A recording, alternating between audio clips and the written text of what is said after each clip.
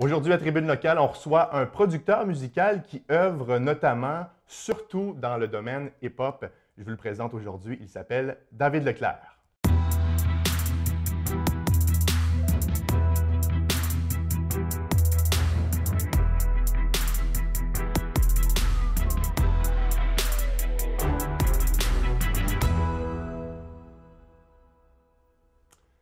Bonjour à tous, mon nom est Mathieu Daou. Je vous souhaite la bienvenue à Tribune Locale.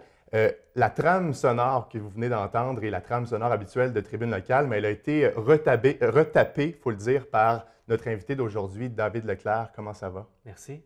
Ça va très bien, merci. Super. Tu es compositeur musical, ingénieur de son, producteur et aussi fondateur de Délétude Production. Ouais. Tu as plusieurs titres, David, hein? Plusieurs chapeaux, on peut dire, oui. Exactement. Tu es probablement le producteur le plus connu et demandé en Outaouais sur la scène hip-hop. Ton nom d'artiste, c'est Quest. Ça vient d'où, ce nom-là, David? Le nom vient originalement de 2001, à peu près. Avant que je commence toute l'histoire de producteur de musique, j'étais DJ dans les bars, comme beaucoup de compositeurs, de beatmakers commencent leur carrière. Puis j'étais DJ, puis un de mes amis m'a demandé c'est quoi ton nom? C'est quoi ton nom de scène? Puis je n'avais pas à ce moment-là. J'y avais jamais pensé dans le fond. Puis. Tu t'appelles tout simplement David. Oui. OK, Ouais. d'accord. Puis un moment donné, un matin, ça m'a cliqué. J'ai décidé de faire un hommage à un de mes groupes préférés de tous les temps, qui est A Tribe Called Quest, qui existe encore en ce moment d'ailleurs. Groupe américain, Ouais. c'est ça? Oui, de Queens, New York. Puis j'ai décidé de faire un hommage. Dans le fond, j'ai gardé leur dernier nom qui est Quest. Puis je l'ai adapté à moi. Donc, je suis devenu DJ Quest. Puis en même temps, je suis quelqu'un qui adore me mettre des objectifs dans la vie puis les atteindre. Et c'est Que ce d'ailleurs soit la des buts. définition de Quest. Oui, OK. qui est conquête en français. Fait que ça s'adaptait bien. Puis depuis 2001, je suis connu sur le nom de Quest. Est-ce que les gens t'appellent quand même David ou en majorité, c'est Quest? En majorité, c'est Quest. Même ma mère a dû s'adapter Ah oui, hein? OK. à ce changement de vie, dans le fond. Mon alter ego qui est Quest est devenu pas mal le nom qu'on m'appelle depuis 2001 maintenant. David, voulais-tu œuvrer dans le domaine musical dès ton tout jeune âge? Est-ce que ça a commencé tôt? Ça a commencé avec l'album Thriller de Michael Jackson. Je m'en rappellerai comme c'était hier. Mon père avait le vinyle, puis il le jouait souvent à la maison. Puis dès le jeune âge, j'avais déjà la facilité d'analyser les chansons, puis de savoir comment que la chanson avait été produite, le nombre d'instruments, puis toutes les variations justement dans la construction d'une chanson. Puis dès le jeune âge, je savais que j'allais faire quelque chose qui avait un lien avec le son ou la musique. Ouais. Mais là, on parle de pop. Tu parles de Michael Jackson. C'est quoi ton lien avec le hip-hop? Ben, le hip-hop n'existait pas vraiment encore à cette étape-là. On parle de 83, 84, 82. Ouais. Puis le hip-hop est venu plus tard, en 90 à peu près, ouais, quand MC Hammer a fait son entrée et tout ça, puis Vanilla Ice, puis Criss Cross. Puis j'ai tombé en amour avec cette culture-là, puis le message qui passait au travers de cette musique-là. Puis j'ai tout à eu un lien avec le jazz puis le soul musique, parce que mon père écoutait beaucoup de ça. Puis le hip-hop était comme un dérivé de ça, dans le fond. Fait que, ouais, non, depuis le jeune âge, je me suis adapté au hip-hop, on pourrait dire, ouais. Est-ce que tu t'inspires du hip-hop dans tout ce que tu fais aujourd'hui? Ben, le hip-hop est une culture, oui. On pourrait dire que ça implique beaucoup de choses que je fais dans ma vie, oui, c'est sûr. Il y a beaucoup de préjugés quand ça vient au hip-hop, que le monde, tu sais, des étiquettes qui sont établies d'avance. A Tribe Called Quest, justement, le groupe que je parle de plus tôt, est un des groupes qui ont essayé de propager le plus d'un message conscient, si on veut. Puis moi, j'ai tout à essayé de faire la même chose à travers la culture hip-hop aussi. Je trouve que c'est un beau médium pour faire passer des messages aussi. Puis j'ai vu ça comme une thérapie aussi. Puis la plupart des artistes que je travaille avec, ils voient ça comme une thérapie, justement, de venir enregistrer puis livrer un message sur une chanson. C'est comme s'asseoir sur un divan de thérapeute puis juste s'évader. Le hip-hop, c'est très connu auprès des jeunes, mais peut-être pas assez du côté à l'âge adulte. Est-ce que ça mériterait d'être mis en lumière davantage à la radio, par exemple, selon Oui, toi? tout à fait. Tout à fait. Je pense que la radio est encore en train de négliger le rap en général, justement par rapport aux étiquettes. Il y a beaucoup de changements ou d'évolutions, on pourrait dire, dans les dernières années.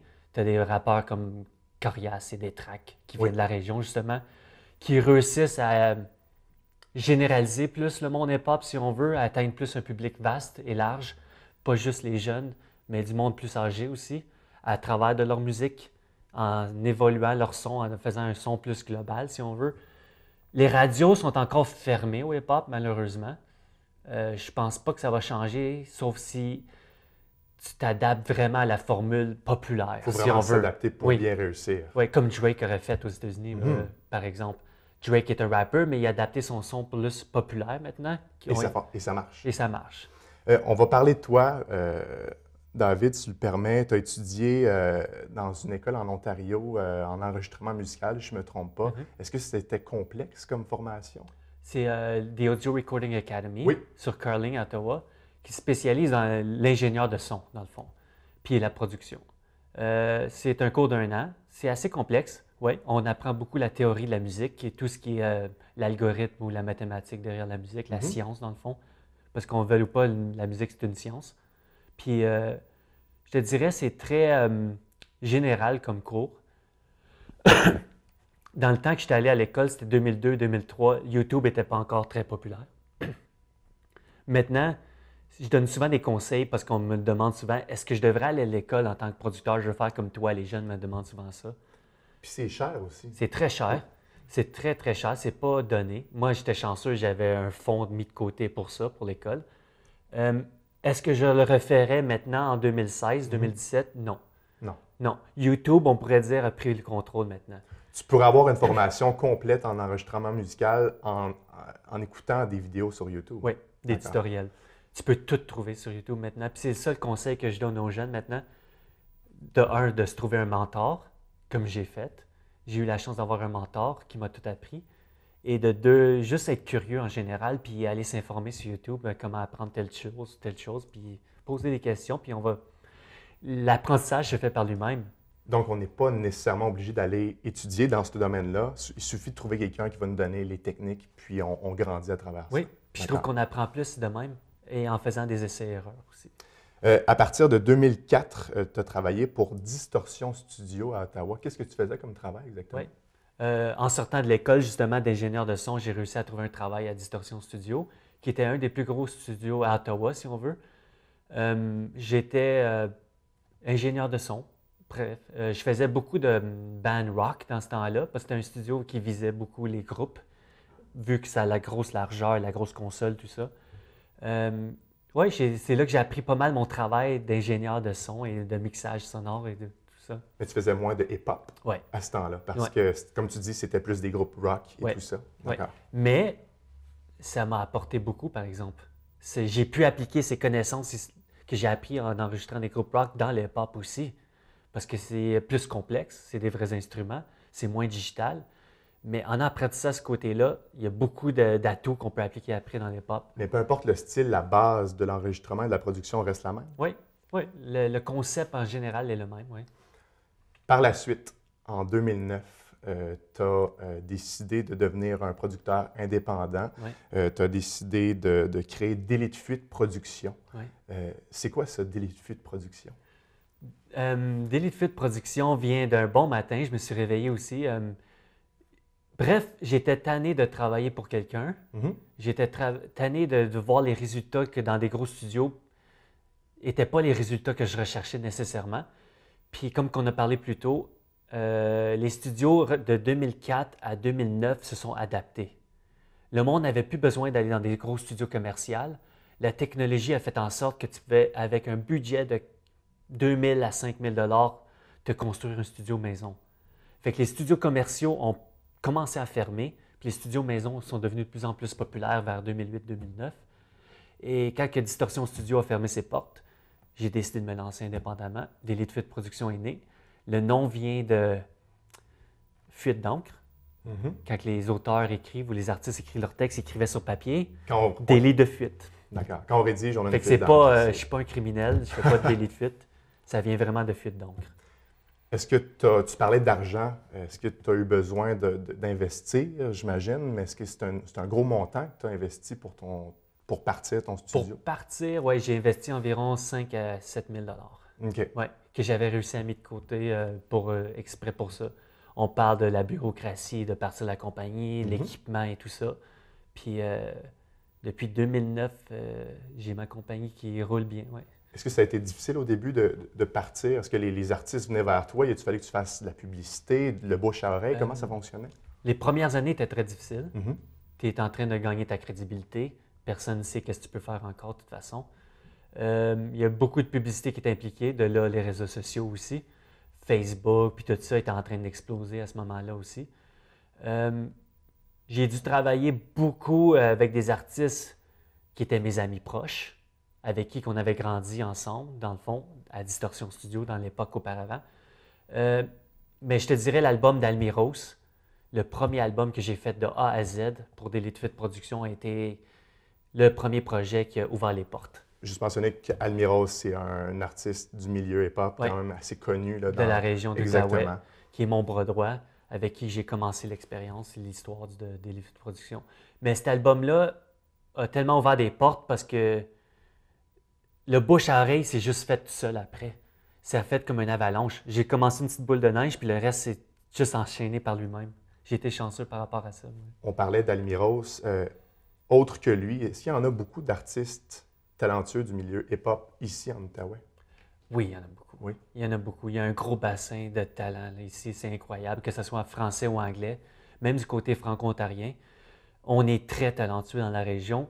Je te dirais, qu'est-ce qui nous manque ici, c'est les plateformes. Il n'y a pas beaucoup de médias qui veulent en parler. Il n'y a pas beaucoup de scènes pour performer. Tu as la Maison de la Culture qui nous donne des fois des ouvertures. Sinon, il faut aller performer dans des bars ici et là. Mais il nous manquerait les plateformes. Mais le talent, oui, il y a un gros bassin de talent. C'est incroyable. Le talent est là, mais peut-être que ces artistes-là ne sont pas assez connus. Malgré ça, ce qu'on appelle le 07, oui. Le talent hip-hop de la région, c'est des gens qui sont unis, qui travaillent ensemble, est-ce qu'ils travaillent fort pour qu'on les connaisse davantage? Je te dirais, les artistes ici du 07, ouais, ils sont très unis. On est toute une grande famille, si on veut. On se connaît tous un peu. Mm-hmm. Qu'on veuille ou pas, on est une petite région quand même. Puis quand un artiste fait bien, là, tout le monde du 07 de l'Outaouais en entend parler. Qu'est-ce qui nous manquerait ici vraiment? C'est l'éthique de travail, on l'a, mais il nous manquerait le prochain step. Comme. Si on peut comparer à des Corias, Détraque le fait qui vient de l'Outaouais, c'est le meilleur exemple d'un artiste de la région qui a été chercher l'autre step après. C'est-à-dire, faire l'album, c'est juste 30% du travail. Il y a plein d'autres choses 70%, c'est la promotion après. Mm-hmm. C'est d'aller vendre ton projet, c'est d'aller se vendre en tant qu'artiste puis en tant que produit. Je te dirais, s'il y a une critique sur les artistes de la région, que je leur dis souvent, c'est vous avez fini l'album maintenant, pensez à l'autre étape après. Allez vous vendre. Il manquerait le entrepreneurship, si on peut dire, des artistes ici. Puis je pense que ça serait un bon moyen pour moi, à l'âge que je m'en viens aussi, de partager mes connaissances, d'essayer de créer un programme qui pourrait apprendre aux artistes de la région à aller chercher le 70% qui reste après l'album. C'est intéressant. Bon. C'est peut-être quelque chose qui peut se faire, de créer ça, une espèce d'outil qui va aider les artistes à percer. Oui, tout à fait. David, si tu le permets, on va prendre une courte pause et on revient au retour. Reste avec nous. Salut, moi c'est Zach. Quand il y a des amis qui viennent me voir pour me demander qu'est-ce qui s'est passé, je leur réponds que j'étais malade. Et j'ai eu une méningite bactérienne et j'ai eu une amputation. Si j'ai cette prothèse de natation, oui, bien, je peux aller dans la piscine sans aucun problème. Ma prothèse de natation, je peux nager avec et je suis fière d'en avoir une pour nager. Voici Isaac. Il passe beaucoup de temps au lit. Depuis longtemps, il rêve d'avoir une console de jeu. Son médecin a dit à ses parents de faire appel à Rêve d'enfant. Et c'est ce qu'ils ont fait. Et puis, un jour, grâce à Rêve d'enfant, il a réalisé son rêve. Il joue maintenant plus souvent avec sa famille et ses amis. De retour à Tribune locale, toujours en compagnie de David Leclerc, compositeur, musical, ingénieur de son, producteur et fondateur de Delete Fit Productions. David, chez Delete Fit Productions, depuis 2009, n'enregistres pas juste des artistes hip-hop, oui, surtout, mais tu touches à d'autres styles musicaux également. Oui. J'essaie de toucher à tous les genres de musique qui existent aussi, ou peu importe ce qui a rapport au son en général. Oui, le hip-hop est ma branche principale, mais je touche au rock and roll comme au folk, au gospel, R&B, n'importe quoi. J'ai enregistré pas mal tous les genres de musique que ce soit. Je fais beaucoup de travail en parallèle avec des annonces, on va dire aussi, qui ont besoin de composition sonore ou des jeux vidéo aussi. Ça, c'est un gros marché aussi qui m'a aidé à m'accompagner à prendre l'expansion aussi, les jeux vidéo. Est-ce que tu as des gros contrats ou c'est juste des artistes plus underground qui viennent te voir? Moi, j'aime les artistes underground. D'accord. Je pourrais toucher au gros contrat. Je pourrais aller déménager à Montréal ou à Toronto puis aller dans un plus gros marché, si on veut. Moi, qu'est-ce que j'aime, c'est prendre ma région, que j'aime beaucoup ici, l'Outaouais, puis pouvoir donner une belle visibilité aux artistes. Parce qu'on a beaucoup de talent, comme je te dis, puis le monde, il pense que si t'es pour aller dans le domaine de la musique, il faut que tu ailles à Montréal ou à Toronto. Non, c'est pas vrai. Moi, je préfère rester ici, travailler avec des artistes locaux, underground, si on veut, puis leur donner une chance de s'exprimer, de faire un projet qu'ils vont pouvoir garder avec eux pour longtemps. Donc, s'il y a des artistes qui nous écoutent en ce moment, que ce soit une chanteuse, un chanteur, un groupe, ils peuvent communiquer avec toi pour enregistrer. Tu es ouvert à tous les styles. Je suis ouvert à tous les styles. Je suis facile d'approche. Je me considère une personne humble, mais qui aime travailler proche avec l'artiste, puis qui aime pouvoir partager mes connaissances puis guider l'artiste si on veut. J'essaie de faire que quand tu viens enregistrer chez Daily Fluid Productions, c'est une belle expérience, comme on a en ce moment, moi puis toi. Exactement. Ouais. Je suis déjà venu dans ton studio qui est à la fois ta maison. Ouais. Est-ce qu'on peut dire que tu travailles avec le strict minimum ou as vraiment... As-tu tout l'équipement pour bien enregistrer, pour bien produire? Oui, je te dirais que j'ai tout l'équipement qu'il faut. Quand tu viens chez moi, c'est sûr que l'image d'un studio, tu t'imagines la grosse console et tout ça. Mais comme que je disais plus tôt, la technologie a fait en sorte que maintenant, avec plus de minimes, tu peux faire tellement plus maintenant. L'équipement. Fait que j'ai tout ce qu'il faut. Puis, de toute façon, le meilleur équipement est ici dans la tête. Et à force d'avoir fait des projets, j'ai fait au-dessus de 60 albums depuis 2009. Je te dirais, c'est ça le meilleur outil que j'ai développé avec le temps. Quand tu vas avec moi, oui, tu vas avoir une bonne qualité sonore, mais tu as aussi l'expérience de tous les albums que j'ai faits dans ma tête qui vont être appliqués dans le projet aussi. Je veux décortiquer un peu ton travail pour ce qui est de la production, ou plutôt la composition. Je vais commencer par ça. Qu'est-ce que ça prend en termes d'équipement pour composer un beat, une pièce musicale? Bien, ça, c'est une des questions que j'ai le plus souvent, de la relève ou des jeunes qui veulent apprendre à faire ça. Premièrement, ça prend un bon ordinateur. Que ce soit un Mac ou un PC, tu peux te débrouiller avec les deux. Un bon ordinateur, je te dirais, ça prend une bonne carte de son, un bon clavier, puis un bon programme. Puis après, ben, ça prend le meilleur outil de tout, qui n'est pas physique, ça prend la créativité. Exactement. Puis une passion. Ça ne s'achète pas. Non, ça ne s'achète pas. C'est soit que tu l'as ou tu ne l'as pas, pour être franc. Puis je l'explique beaucoup aux jeunes qui me posent des questions. Tu peux t'acheter le meilleur équipement que tu veux. Si tu n'as pas la créativité naturelle ou le jus créatif dans ta tête, tu as beau taper des heures sur ton équipement, il n'y a rien qui va sortir. Dans la musique électronique, dans le hip-hop, dans d'autres styles également, je veux que les gens comprennent à la maison, souvent on utilise des instruments, des sons qui ne sont pas réels, qui sont informatisés. Des synthétiseurs. Ouais. Exactement. Donc, c'est une superposition de sons pour créer un beat, en fait. Oui, oui. Ah, ben c'est ça. Comme je dis, on se prend un clavier. Puis avec la technologie, maintenant, on a accès à n'importe quelle banque de sons qui existe sur l'ordinateur. On peut jouer un piano comme qu'on peut jouer un violon, comme qu'on peut jouer une guitare acoustique avec ton clavier maintenant. Tout ça juste avec un seul clavier. Oui. Et c'est des sons que tu vas chercher. Oui, dans des banques de sons virtuelles. Okay. Ouais. C'est quoi ton imagerie sonore, toi, qui te représente? Tu sonnes comment? Wow! Bonne question, ça. On m'a souvent dit que j'ai pas un son. OK. Je suis capable de m'adapter à l'artiste. Puis je pense qu'en tant que bon producteur, c'est ça que tu es supposé de faire. L'artiste peut s'adapter au producteur, mais si le producteur est capable de s'adapter à l'artiste puis au vibe que l'artiste a comme tel, en créant un son spécifique pour lui, bien ça, c'est un des meilleurs atouts que tu peux avoir en tant que producteur. Parce qu'on peut comparer des tracks à District 11, qui est deux des artistes les plus, avec un plus gros buzz avoir sorti de l'Outaouais, si on veut. Districons qui vient de Buckingham, Oui, on peut le mentionner. on doit souligner ça. Districons vient de Buckingham, que j'ai fait 4 albums avec eux, qui viennent de sortir en magasin le 25 novembre. Et voilà, c'est dit, c'est placé. Allez l'acheter. Ouais. Ils n'ont pas le même son. Pas du tout. Mais pourtant, j'ai travaillé avec les deux. Et tu écouterais un album puis tu écouterais l'autre, tu ne penserais pas que c'est le même compositeur, le beatmaker ou le même producteur. C'est ça l'affaire. J'ai jamais voulu m'étiqueter à un son comme un acteur ne voudrait pas être étiqueté à un certain rôle.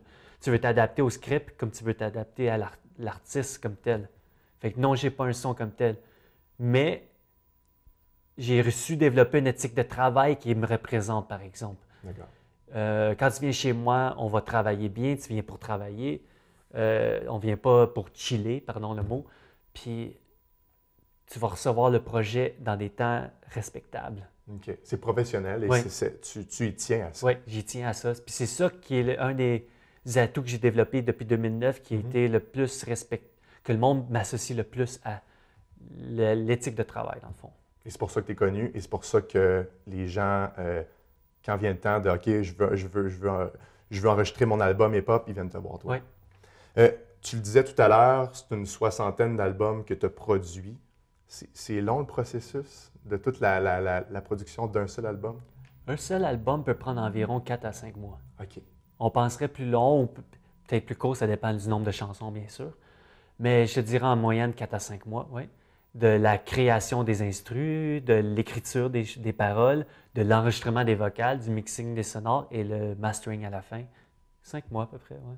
5 mois, mais pendant que tu travailles sur un album, tu fais d'autres choses en même temps, là. Oui. As-tu une qualité de vie, David? J'ai une qualité de vie exceptionnelle pour qu'est-ce que je fais, oui. D'accord.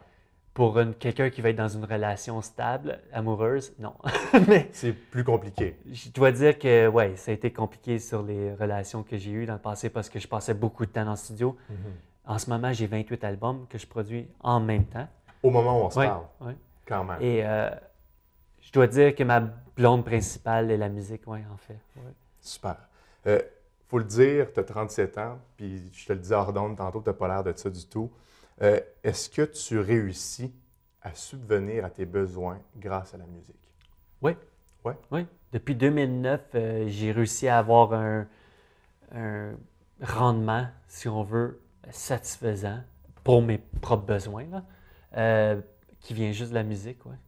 Ouais. Est-ce que les artistes prennent ça au sérieux? Est-ce qu'ils comprennent que tu as une compagnie, ils doivent investir de l'argent, puis que toi, tu dois subvenir à tout ça? Est-ce que les gens, les artistes sont cheap ou ils ont un réel budget pour leur projet? Ça dépend des artistes. D'accord. Beaucoup ne savent pas la valeur encore de qu'est-ce que ça compte ou qu'est-ce qu'il comprend de produire un album. Malheureusement, pour revenir à tantôt, je suis rendu à une étape que j'ai le goût de faire des stages ou des ateliers, si on veut, pour essayer d'instruire le plus possible des artistes à qu'est-ce qu'ils comprennent vraiment ou qu'est-ce qui est compris dans qu'est-ce qu'on fait pour promouvoir ou produire un album. Bref, parce qu'il y en a beaucoup qui ne savent pas encore la valeur qui est impliquée dans tout ça. Il y en a que je réussis à travailler avec qui ont accès à des subventions. Fait qu'eux, ils comprennent un peu plus le budget qui est établi par rapport à produire un album. Mais en général, les artistes comme tels sont un peu clueless, si on veut, ou dans l'ombre par rapport au prix que ça coûte faire un album. Puis c'est ça que j'essaie d'instruire aux artistes aussi. Si tu veux vraiment faire ça pour faire de l'argent, attends-toi à dépenser de l'argent. Parce que tu ne vas pas faire d'argent si tu n'investis pas de l'argent.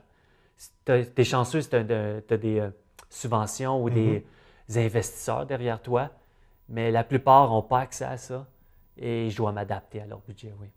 J'imagine que si, parfois, certaines difficultés, tu restes encore dans le domaine aujourd'hui, c'est parce que tu es très passionné. Oui. Prévois-tu faire ça encore longtemps dans ta vie? Oui, je fais ça jusqu'à temps que je meure. Si je ne fais pas ça, je perds un côté de moi, si on veut. C'est mon identité, je suis très, très passionné. Je ne fais pas ça pour faire des millions de dollars. Si ce serait le cas, je serais dans le mauvais domaine. On ne va pas se nier. Il n'y a pas d'artiste québécois dans le domaine de hip-hop qui va faire des millions. Peut-être que oui, un jour, on ne sait pas. Mais c'est la passion qui me tient là. Puis j'aime prendre rien, puis faire un produit avec rien, puis de pouvoir livrer quelque chose. Moi, je pense que le rêve de tout être humain, c'est de se faire rappeler une fois qu'il est mort. que ce soit en écrivant des livres, en faisant des films. Moi, c'est en laissant derrière un CV musical que je vais avoir fait durant ma carrière de Exactement. producteur.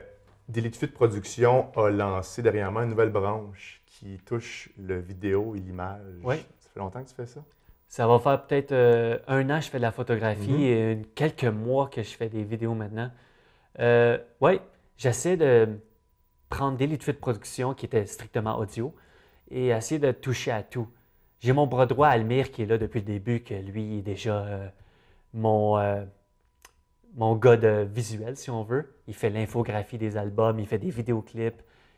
C'est mon bras droit, il est là depuis le début, je ne vais jamais le nier. Lui, il m'apporte le côté visuel, si on veut, de l'étude de production. Mais dans les derniers mois, j'ai décidé d'ouvrir une branche qui est DFP Visuel, qui offre des services de vidéoclips abordables pour les artistes qui veulent commencer aussi. Donc, fait que si tu viens me voir, on peut faire un album, on va faire ta pochette, puis on va faire des vidéos maintenant aussi. Fait que j'essaie d'offrir tout le package, si on veut, pour les artistes. Ouais. Ton objectif, David, au cours des prochaines années, c'est quoi? Wow! Voyager. Voyager? Voyager. Okay, j'étais pour dire en tant qu'artiste et non au niveau de DFP. Mais je te dirais ma prochaine étape, c'est voyager. J'ai été producteur dans ma belle région que j'adore depuis 2008-2009. J'ai travaillé beaucoup avec des artistes de la région. Ma prochaine étape, ça serait d'amener ça ailleurs maintenant, que ce soit en Europe, aux États-Unis ou même en Afrique, peu importe. Voyager grâce à ma musique ou la photographie ou le visuel. OK. Voyager, mais tu disais tout à l'heure que tu ne veux pas nécessairement devenir big, tu ne veux pas devenir gros, tu veux juste partager ta musique. Partager le message. Que ce soit voyager avec un artiste d'ici, comme on va dire, oh, on vient de faire un bel album, on va aller partir en tournée, on va aller travailler avec un studio à LA, peu importe. C'est pas nécessairement pour me faire connaître, mais c'est pas juste pour propager l'art, si on veut propager le message. Je vois qu'il reste 40 secondes à peu près. Les gens qui veulent communiquer avec toi pour un enregistrement quelconque, comment ça se fait? Tout simplement Facebook. Parfait. On vit dans le monde de Facebook, David Leclerc sur Facebook, ou au travers de la page Delete Fit Production. Ça a été un plaisir de discuter avec toi, David Leclerc. Je rappelle, tu es compositeur musical, ingénieur de son, producteur et fondateur de Delete Fit Production. C'est un plaisir, de jaser. Pour moi. Merci. Puis on se revoit très bientôt. Merci. Donc, c'est tout pour Tribune Locale aujourd'hui. On se retrouve la semaine prochaine pour une autre émission. Au revoir.